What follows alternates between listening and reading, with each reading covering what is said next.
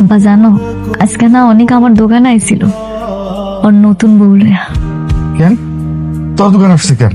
কেন আইছে বুঝো না? ঘুরতে আইছে বউয়ের সাথে। সে তার বউয়ের সামনে আমার কি পরিচয় করাই দিছে জানো?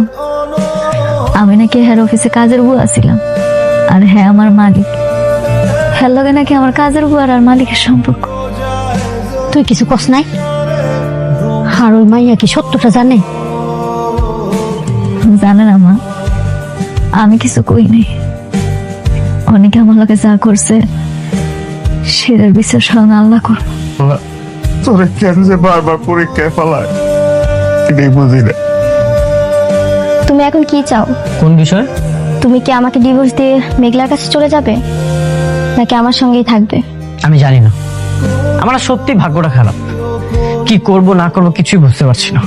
ভাগ্য তোমার খারাপ না, ভাগ্য খারাপ আমার। আমি হচ্ছি কপাল পোড়া। তুমি কি চাও? তুমি আমাকে ডিভোর্স দিয়ে বাসা থেকে বের করে দিতে চাও?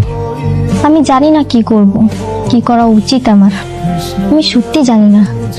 চাচা যা খেয়েছি লেখা নাও, পরে দিয়ে যাবো। বাবা শোনো, বাবা বাকি অনেক পড়ে গেছে। হ্যাঁ হ্যাঁ, এইভাবে তো বাকি দেওয়া যাবে না। আমরা গরিব মানুষ, আমিও অসুস্থ মানুষ, আমার মায়াটা কষ্ট করে সংসার চালাইতেছে। এইভাবে বাকি নিও না বাবা। বুঝলাম না চাচা, এত পক করতেছো কেন? আর তোমার কাছে বাকি খাই কেডা? কেন বাবা বাকি কথা কয়ে গেলা তুমি? আরে চাচা, এনে যে দোকানদারি করতেছো চান্দা দিবা না? বস্তি তোমার 1 বছর লেগে দিছে 1 লাখ টাকার জন্য।